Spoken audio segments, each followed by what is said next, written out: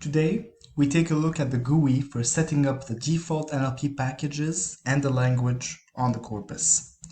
So, this GUI essentially lets us choose the parsers or the packages which allow us to conduct natural language processing upon our text. And it also allows us, each parser offers its a set of languages, and this allows us to choose the language in which we choose to analyze the text.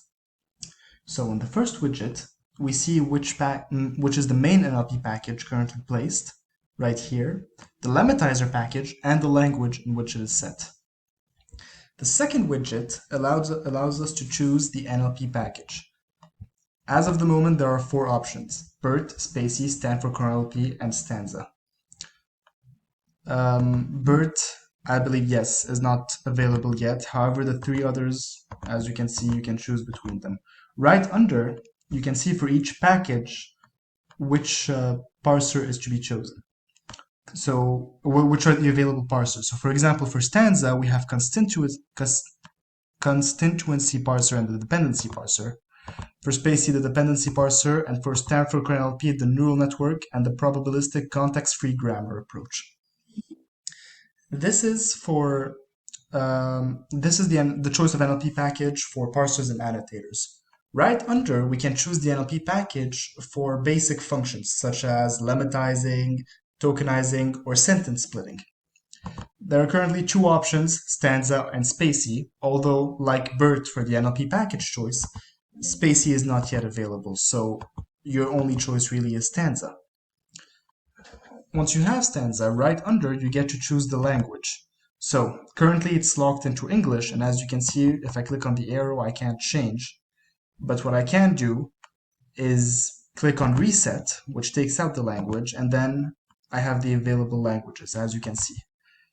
I can click on Reset and Plus to add a different language, and I can click on Show to see which languages are currently set.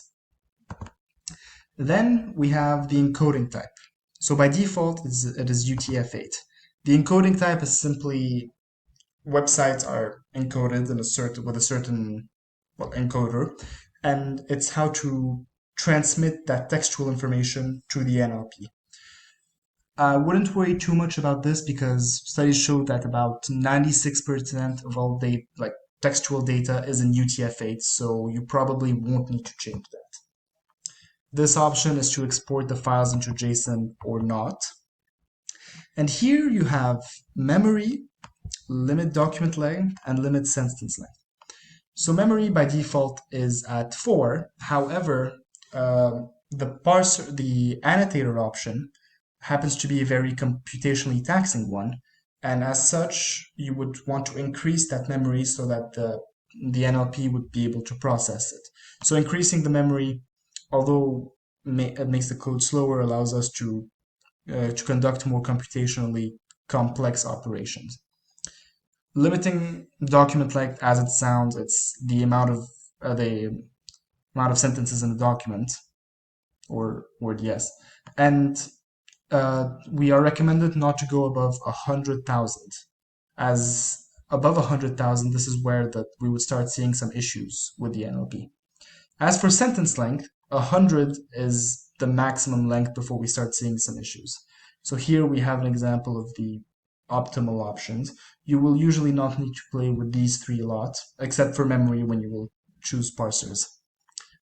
And that was the NLP package and language GUI. Thank you for listening.